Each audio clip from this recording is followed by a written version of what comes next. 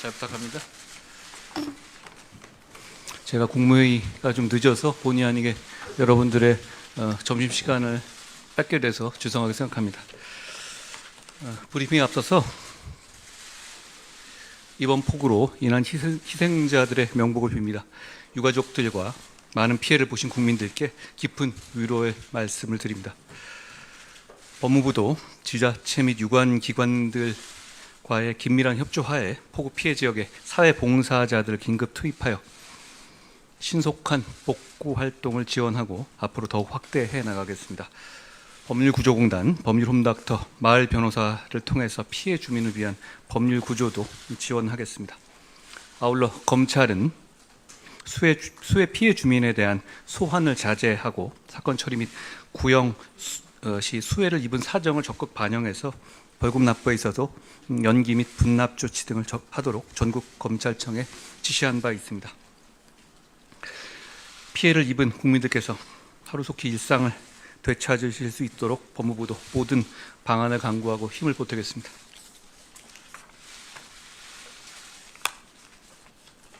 시작할까요?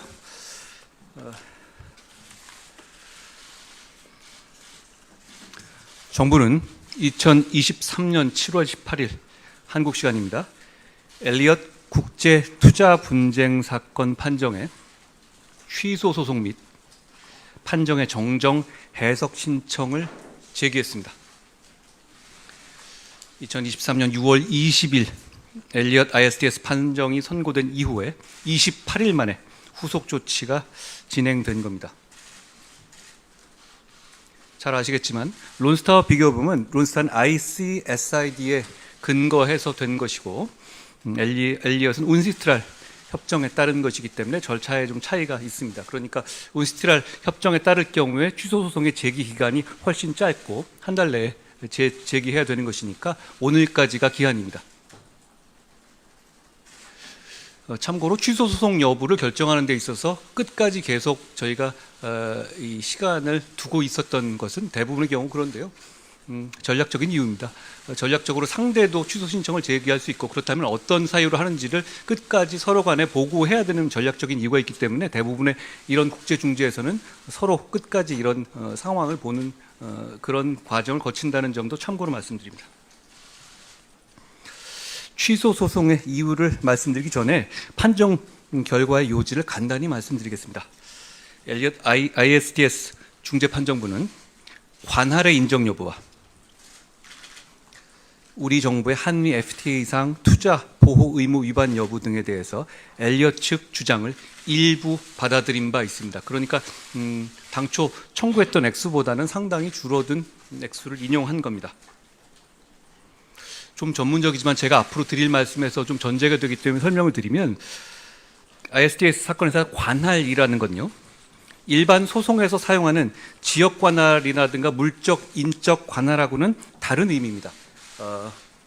재판권에 가까운 의미라고 보시면 되겠는데요. 즉 투자 협정상 ISDS 절차에서 다룰 수 있는 것인지 그 대상이 되는지에 대한 사전적 판단을 의미합니다. 본안과 사전적인 어떤 형식적 요건이 섞여 있는 개념인데 이게 통과돼야만 이 쟁송 절차가 가능한 겁니다. 무슨 의미냐면 ISDS가 뭐 전 세계의 법원이 아니잖아요.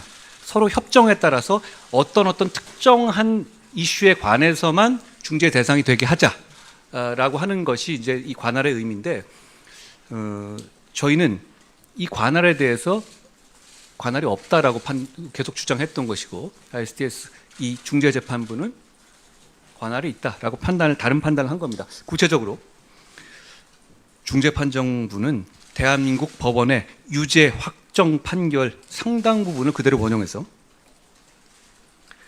삼성물산과 제일모직 합병에 따른 국민연금의 찬성 의결권 행사가 한미 FTA상 명시된 당사국 의무 중에 하나인 최소 기준 대우를 위반했다고 판단한 겁니다. 이 쟁송은 주로 지난 정부 시절에 대부분 진행됐고 공방 자체는 지난 정부 시절에 끝났습니다만 판결문의 이 중재 판정문을 쓰는 기간 등이 꽤 오래 걸려서 올해 6월에 발표된 것이라는 말씀드립니다. 이제 본론을 말씀드리죠. 먼저 판정문의 정정 해석 신청의 배경입니다. 저희가 한 거는 판결문의 정정 해석 신청과 그리고 취소 소송입니다. 두 가지가 다르거든요. 엘리엇 ISTS 사건에 적용되는 운시트랄 중재 규칙에 따라서 중재 사건의 당사자는 판정문의 수령일로부터 30일 이내에 중재 판정부에 판정문의 정확한 의미를 확인하기 위한 해석 신청과 판정문상의 명백한 오류나 착오 등을 시정하기 위한 정정 신청이 가능합니다. 정부는 오늘 엘리엇 ISTS 사건 판정문에서 중재 판정부에 명백한 오류와 불명확한 판시사항이 있음을 확인해서 중재 판정부에 판정에 대한 해석 정정 신청서를 제출했습니다. 아까 말씀드렸다시피 취소 소송과는 다른데요. 이 정정 신청은 중재 판정부에 하는 것이고 취소 소송은 영국 법원에 하게 됩니다. 제가 이따가 다시 한번 설명드리겠습니다. 첫째, 정정 신청의 부분은 중재 판정부는 판정 이후에서 엘리엇이 입은 삼성물산의 주가 하락으로 인한 손해액 산정에 있어서 삼성물산이 합병 이후 엘리엇 측에 지급한 합의금의 세전 금액을 손해액에서 공제하여야 한다 이렇게 설치를 했거든요. 그런데 저희가 분석해 본 결과 실제로는 그 합의금의 세후 금액을 공제한 명백한 오류가 확인됐습니다. 그 착오로 인해서 정부가 부담해야 할 손해배상금의 원금이 60억 정도 부당하게 증가한 것입니다. 둘째로 해석 신청 부분은 이겁니다.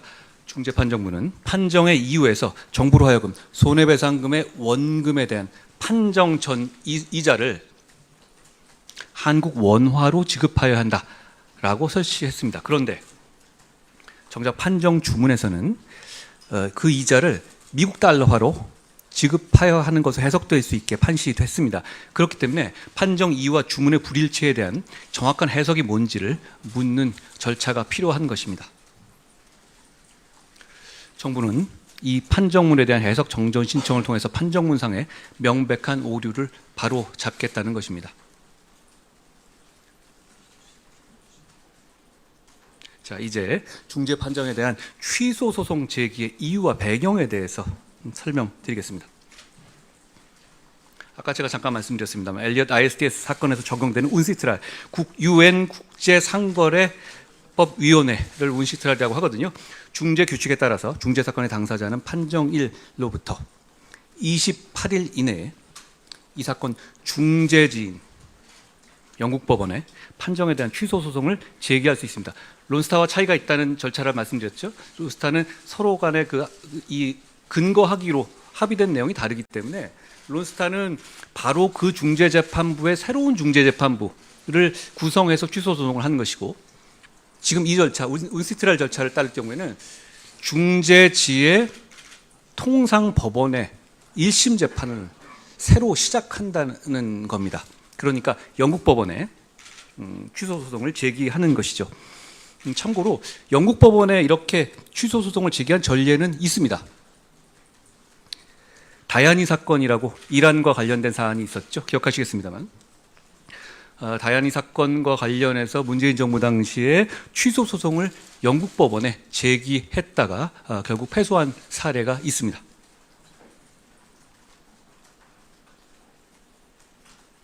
정부는 정당한 취소 사유가 존재한다고 판단했습니다.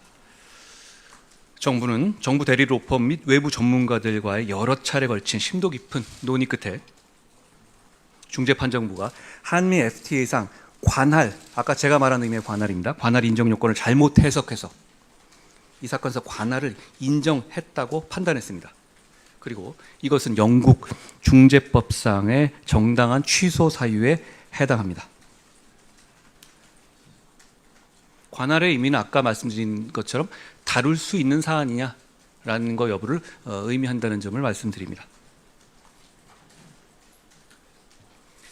특히 정부는 다음과 같은 이유로 이 사건 취소 소송의 제기가 합리적 근거가 있다고 판단한 겁니다. 첫째, 소수 주주는 자신의 의결권 행사를 이유로 다른 소수 주주에게 어떤 책임도 부담하지 않는다는 것이 전 세계적으로 공인된 상법상의 대원칙이자 상식입니다. 삼성물산의 소수 주주의 한 명에 불과한 국민연금이 자신의 상업적 의결권 행사를 이유로 다른 소수 주주인 엘리엇에 대해서 손해배상 책임을 부담하는 것은 이 원칙에 반한다는 점입니다.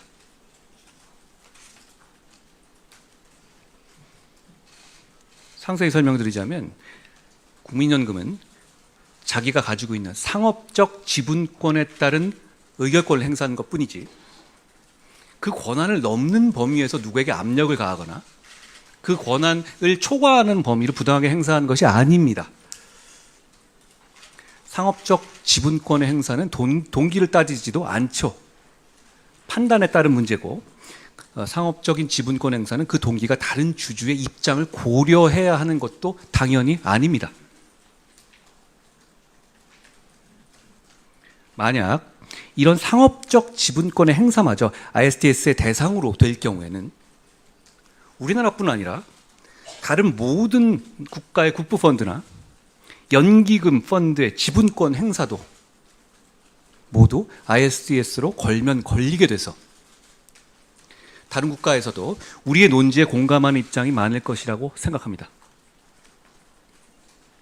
둘째, 중재판정부는 국민연금이 한국법상의 국가기관은 아니지만 사실상의 국가기관으로 볼 수 있다는 이유로 그 의결권 행사에 대해서 책임이 정부에 귀속된다라는 논리를 폈습니다. 그런데 이렇게 한미 FTA가 예정하고 있지 않은 사실상의 국가기관이라는 개념에 근거해서 한국 정부의 책임을 인정하는 것은 부당합니다. 자, 이 준거법은 한미 FTA입니다. FTA 규정을 꼼꼼히 살펴볼 필요가 있겠죠. 한미 FTA는 정부에 의해서 채택, 유지된 조치, measure adopted or maintained by a party 이렇게 돼 있어요. 그러니까 그 정의 규정에 해당되는 조치에 대해서만 ISDS로 갈 수 있다고 돼 있거든요. 저희는 이렇게 한미 FTA가 예정하고 있지 않은 사실상의 국가기관이라는 개념을 중재제품과 임의적으로 도입하는 것에 대해서 문제를 제기하는 것입니다. 셋째, 한미 FTA의 대상자는 한국과 대한민국과 미국입니다. 그 일방 대상자인 이 국가에서는요, 비분쟁 당사국 의견서라는 걸 이 중재 재판에서 제출할 수 있습니다. 이 비분쟁 당사국 의견서, 그러니까 Non-Disputing Party Submission이라고 하거든요. 미국은 지금 엘리엇 사안에서 이 의견서를 공식적으로 제출했습니다. 이 의견서에서 저희의 논지에 부합하는 의견을 오히려 미국이 제출했습니다. 한미 FTA상 정부의 조치, 아까 제가 말씀드린 메저를 말하는 겁니다. 정부의 조치의 일종으로 인정되는 당국으로부터 위임받은 권한을 행사하는 비정부 기관의 조치는 첫째, 본질적으로 정부적 행위여야 한다. Governmental in nature. 그러니까 이 조치 자체가 정부의 행위여야 한다는 것이죠. ISDS라는 건 정부의 어떤 조치라든가 정부가 어떤 누구를 차별하기 위해서 하는 어떤 공식적인 조치에 대한 문제거든요. 정부적 행위여야 한다는 것을 미국도 당연히 인지하고 있고 거기 의견서에 적시했습니다. 둘째, 그리고 그 기관이 위임받은 권한 범위를 넘어서지 않아야 한다고 밝혔습니다. 한미 FTA의 정상적인 해석이죠. 그러니까 정부의 정상적인 행위가 아니라 공직자의 일탈 행위를 정부의 행위 또는 정부의 조치로 볼 수는 없는 겁니다. 저는 이 점에서 이 한미 FTA의 해석은 충분히 우리가 보는 것으로 보는 것이 정당하다고 생각하고 미국의 의견도 저희의 입장과 부합하는 점이 있다고 생각합니다.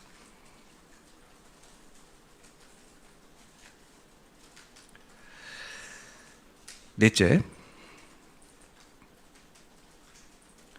아까 세 번째 말씀 중에서 보면 이런 거거든요. 사실 엘리엇의 본국은 미국입니다. 그런데 오히려 미국이 낸 이 의견서가 저희가 원용할 만한 어떤 이 해석을 해주고 있다는 점이 특이한 점입니다. 제가 몇째까지 했죠? 셋째인가요? 넷째입니다. 그럼 또한 삼성물산 제2모주 합병 관련해서 삼성물산의 소액주주들이 제기한 여러 가지 소송이 대한민국에 있습니다. 대한민국 법원에 합병 무효 소송을 제기한 적이 있고 국가를 상대로 한 손해배상 청구 소송이 있었습니다. 대한민국 법원은 전 보건복지부 장관의 직권남용 등 절차적 위법 행위가 있었더라도 국민연금이 결과적으로 독립된 의결권 행사를 했다라고 봐서 이 두 가지 소송을 기각했습니다. 첫 번째 소송은 확정됐고 두 번째 소송은 항소심 판결까지 기각 판결이 나와 있는 상태입니다. 한 달 정도 됐나요? 나온 게?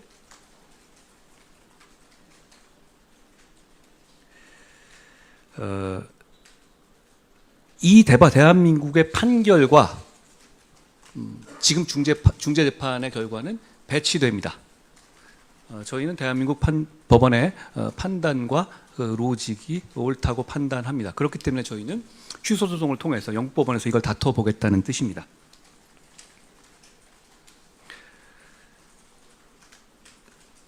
다시 한번 말씀드리지만 상업적 지분권 행사를 하는 주주일 뿐인데 그 주주가 다른 주주를 이 입장을 고려할 필요는 없는 것이죠. 이 범죄로 인한 피해는 국민연금이 입은 것이지 국민연금의 의결권 행사가 어떤 방식으로 가야 된다고 결정되거나 그 방향이 정해지는 문제가 아닙니다.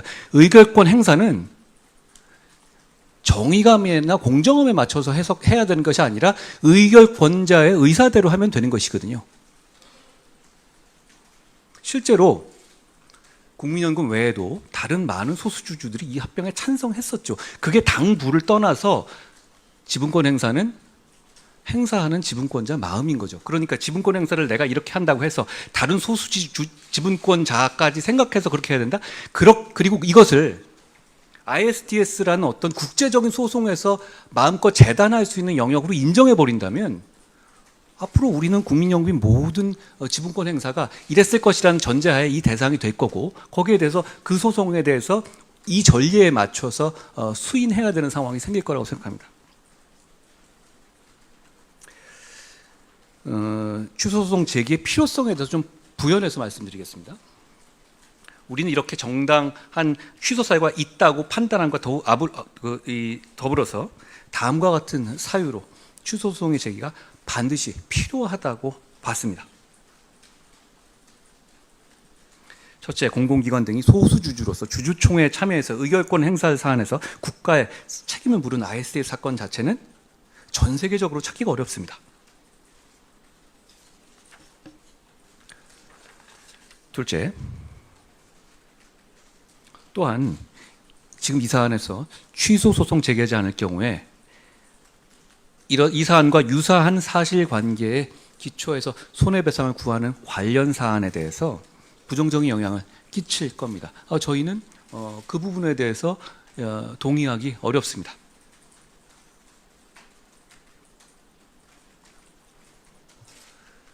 잘 알고 계시듯이 이 사안은 일부 공직자들이 국민연금의 의사결정 과정에 부당하게 관여하려 한 행위로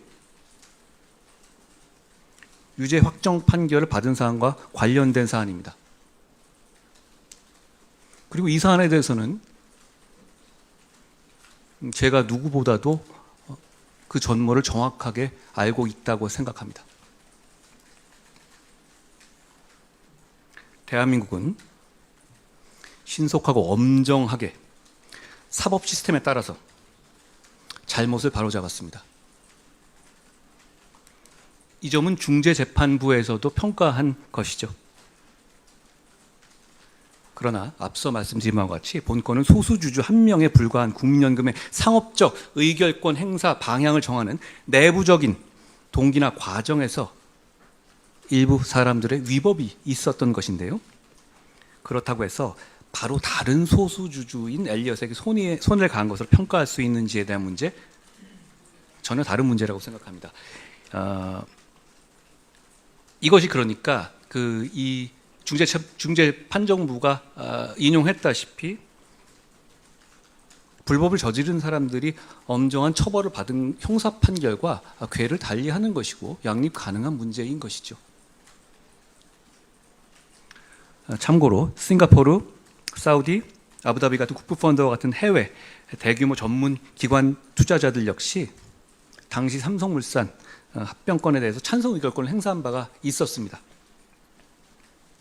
그리고 삼성물산 발행 주식의 24.43%를 차지하는 소액주주 중에서 약 88% 역시 합병에 찬성했습니다. 그러니까 그 과정이 잘못된 건 했지만 이게 반드시 어떤 하나의 유일한 정답에 있는 의결권 행사가 아니었다는 것이 명백히 확인되는 것이죠.